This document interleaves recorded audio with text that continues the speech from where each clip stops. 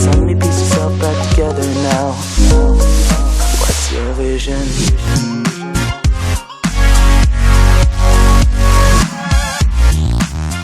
Hi guys, and welcome to The Great Escape Part 2. Now if you happen to have not seen the first episode, which was of course last night, it's a beat the drop scenario. What we done here was skip fast forward to January the 1st, check the Premier League table, and whoever was rock bottom, we took over and tried to save them and keep their destiny in the Premier League. And as you can see clearly, that team was of course, surprisingly, Leicester City. So from then on, we then had $6 million to spend in the January transfer window, of course a full month, to try and sort the team out, shape it up, and get a few players in, ship some out for wages being freed up, and try and get a good team, establish and keep ourselves in the Premier League. And that's what I've done. So today, we've got a lot of transfer activity to talk about. We've also got around 10-11 games to talk about, I think, to recap on, and play a live comp today, which will be against West Ham. Of course, we didn't show you any games since the initial first live comp in episode 1, which was against Norwich. So hopefully we can try and save our status, and I will of course update you on the league table in just a few moments. So prior to myself taking over the reins of Claudio Ranieri, he had signed one player, that was Jonathan Calleri. But first of all, before we talk about incomings, we will talk about outgoings. So we managed to sell Shinji Okazaki, who actually scored in the first game I had in charge. A Japanese legend with almost 100 caps. We managed to steal almost 7 million from Fiorentina, but he has rocketed to 12 million, but he hasn't been scoring the goals that he maybe should do, or that price tag represents. So we got 7 million from him and got him off the wage bill. Another player that would have only been bit part was Leandro Ullo. We managed to get 2.5 million from Rennes from him. His value has went to 4 million, but we managed to get him off the wage bill, and he's not very mobile. He might get a goal here and there, but other than the 6-yard box, he's not really a player that will get around a lot and score you a ton of goals. So I'm glad to get him out, and we have brought in a much younger player as a striker to get us goals. Nothing major regarding this sale, but Mark Schwarzer, the third goalkeeper for us, went on sale for free to Birmingham. The key thing about this was getting his, I think, £35,000 wage off the bill, which was very key for somebody that's your third choice goalkeeper, isn't going to play, 43 years old. We managed to get him off the wage bill and away to Birmingham. One that's a little bit surprising is the sale of Mark Albrighton to Watford for 4.5 million. I feel I could have got more if I played the waiting game, but I did want him out to free up some wages. Now remember guys, this is a 1 season, a 6-month contract save mini series if you like. So basically you just want to get as much money in as you can. What you buy and spend on players is irrelevant really, because if they weren't entering contracts, just get them signed. Of course the more you save, the more players you can get in, but this is not a long term thing, it's a good fun little series. So we managed to get Mark Albrighton away for 4.5 million to Watford. A good player, but one that was never going to be in my system.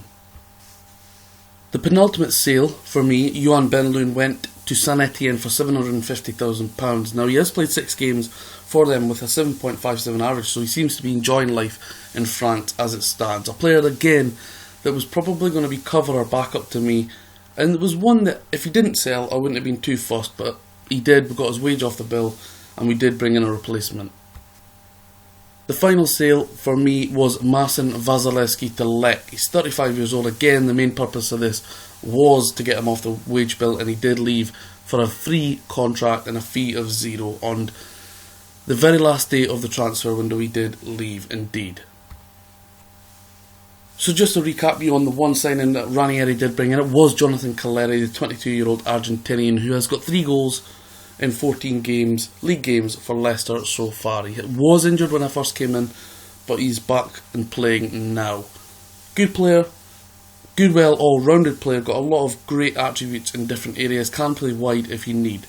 Moving on to the transfers I have made, there's been 4 of them in total. Let's see who I signed and brought in to try and help save the Foxes in the Premier League. So as you know, we did need a defender to come in, not only play as the backup really, but potential to be first team if we get injuries or suspensions, but one that can also play across the back 4. So we brought in Brendan Galloway from Everton for 3.5 million. He can play centre half, That's his natural position, left back, right back, or CDM if needed. A real good talented player that can slot in and has played quite a bit since he arrived from the Liverpudlian club.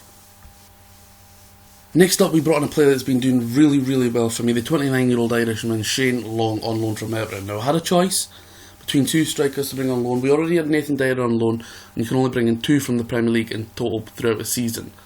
Shane Long or Diafra Sakho, and I went for Shane Long. Had loan bids for both of them accepted, but I chose the Irishman, and he's been doing a decent job for me so far.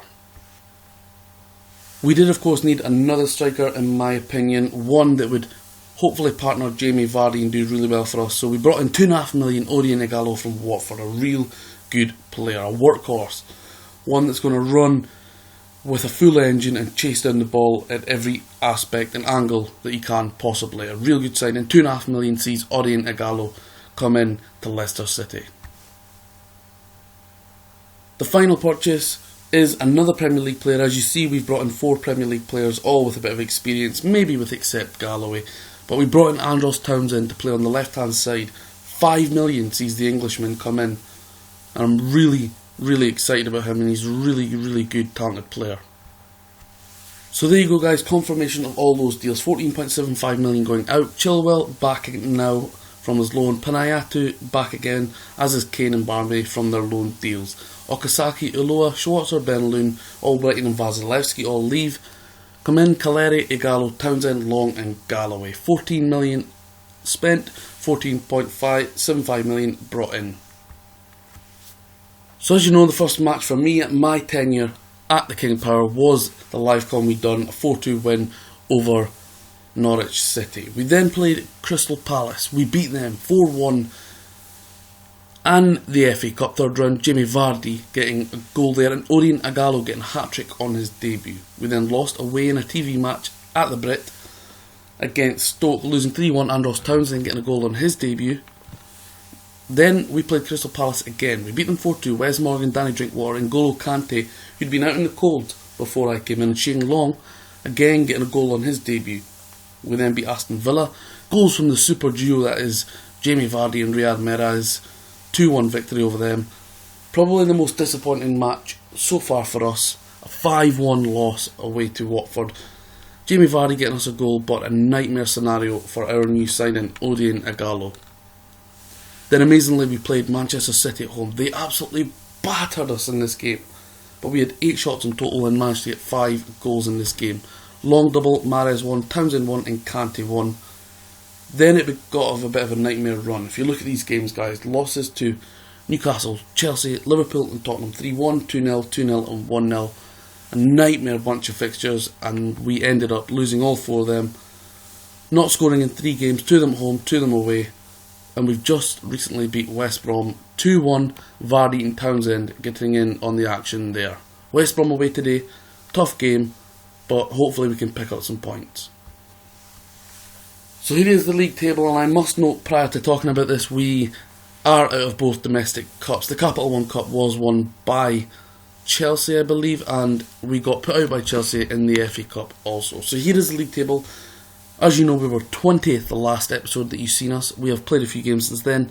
We're now 18th. 29 games played, 7 wins, 2 draws, 20 losses, 42 goals scored, 64 conceded, 23 points on the board for us. In recent form has 2 wins and 3 losses. However, we have managed to pull in a few points. Now, from, I would say, Southampton, 15th place, and the very bottom is only 6 points, so it's all to play for with 9 games remaining. I'm feeling a little bit confident that we can get enough points to stay in this league. That, of course, was the challenge. Can we beat the drop with the bottom team at January the 1st? Only 3 clubs have done it from Christmas Day, being bottom at Christmas Day and managed to survive. West Brom, one of them. I think Leicester was one of them, and I want to say Sunderland, but I'm unsure about Sunderland. West Brom definitely, I'm sure Leicester, and possibly Sunderland. Anyway, today's opponents, West Ham away, who sit in 12th place. Let's show you the tactic and let's show you the team that we're lining up at the Bowl Lane ground. So here we are, guys, of course lining up totally different to when we did on my opening day, went against Norwich, but we didn't have any players signed to make a formation or system that I wanted to play. So here we are, 4-2-2-2. We're lining up with Schmeichel, Simpson, Morgan, Huth, Fuchs, Kante. Changed him from a ball winning to a box to box because he does get in good positions of the pitch. Drinkwater, Mahrez, Townsend on the wings, Vardy and Long up front. On the bench, Galloway, Chilwell, Inler, Amarte, Gray, Caleri and Agallo. We're lining up against West Ham 4-4-1-1. Adrian, Creswell, Ogbonna, Tompkins, O'Brien, Moses, Noble, Song, Antonio, Payet, Valencia, and on the bench, Randolph, Henry, Obiang, Sacco, Byram, Collins and Jelavic.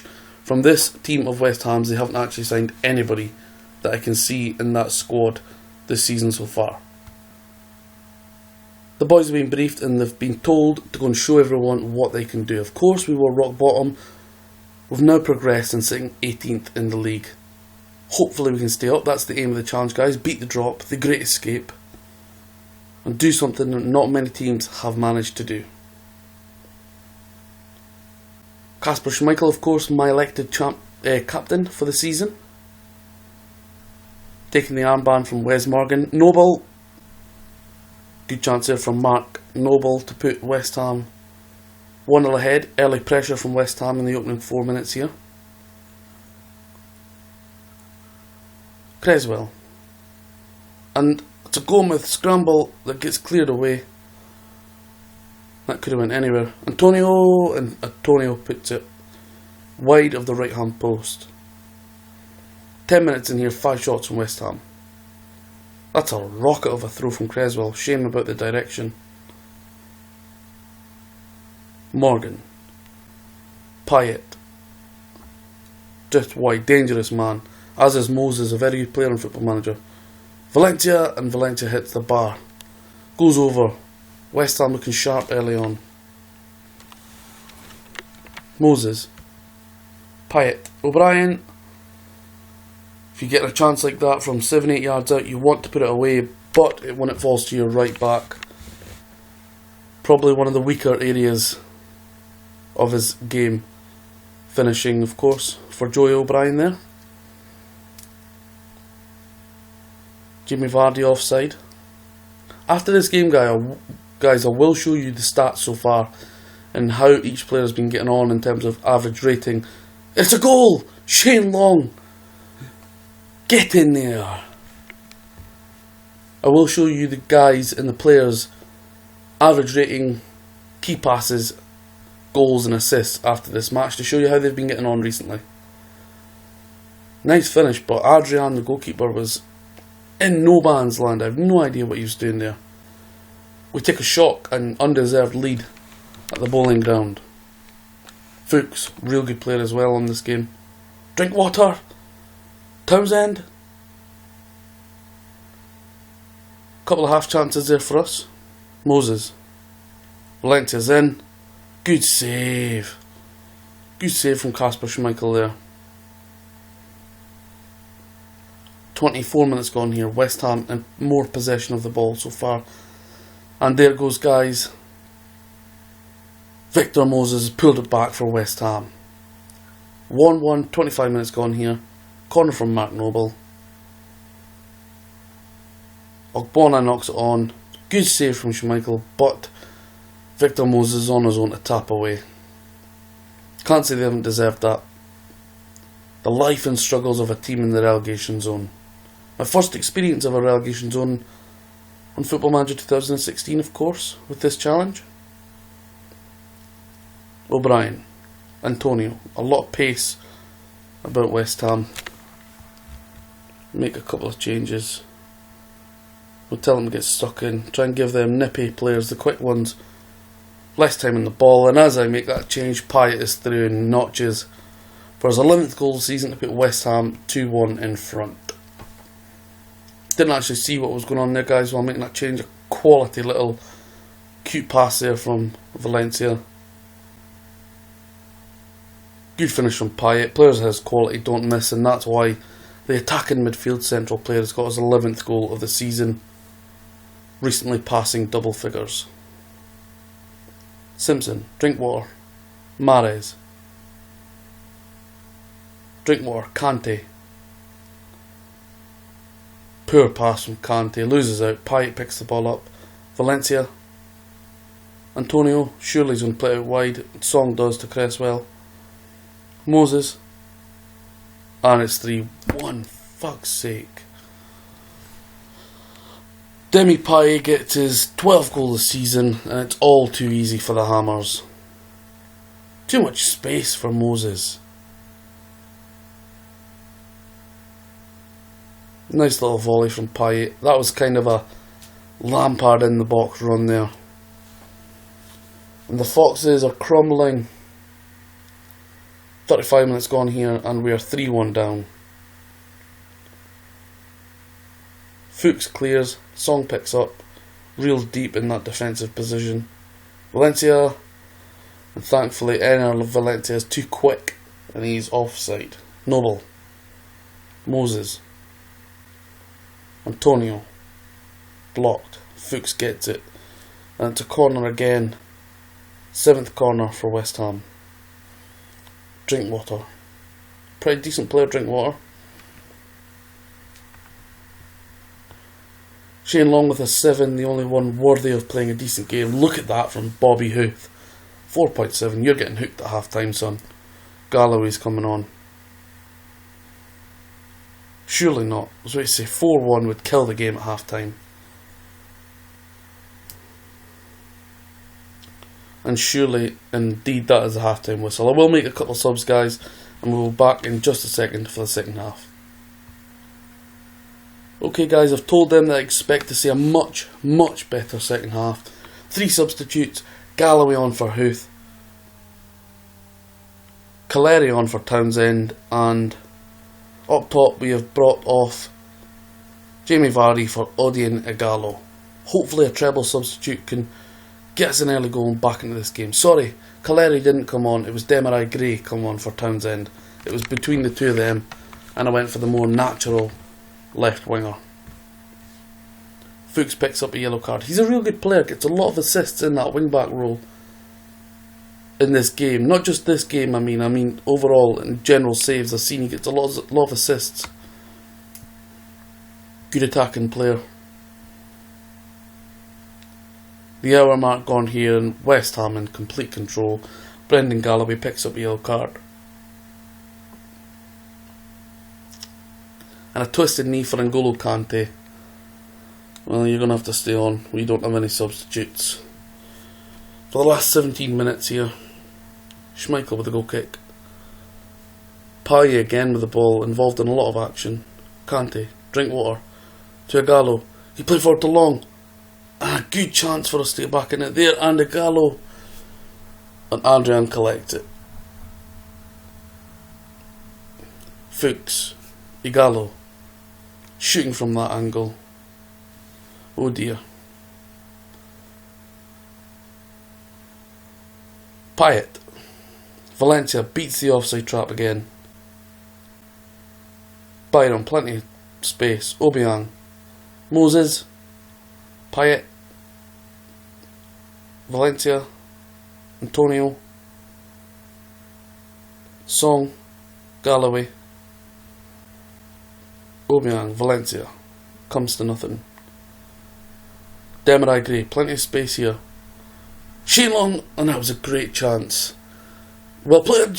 Oh my god. How did we not score there? That is unbelievable. That would have made a nervy last 10 minutes for West Ham. Fuchs, Long, Morgan. Morgan loses it. He retains the ball again though. Simpson. Payet, Valencia, Obiang, Payet, and he's offside. That would have been his hat-trick there. Looks a real good player on this game. I haven't used him personally. I think I've used him in fantasy draft though. And there you go guys, full time approaching. At the Bowling Ground it's West Ham United 3, Leicester City 1, and I'm almost pulling a Jose Mourinho shaking the manager's hand, shaking Slaven Bilic's hand before the whistle has even went. Dreadful performance, but that's confirmation of another defeat in the Beat the Drop challenge. The Great Escape. Is it on? Hopefully. So there we are, guys, a defeat against West Ham sees us stay in the relegation zone, of course, with Sunderland and Watford below us to have games in hand.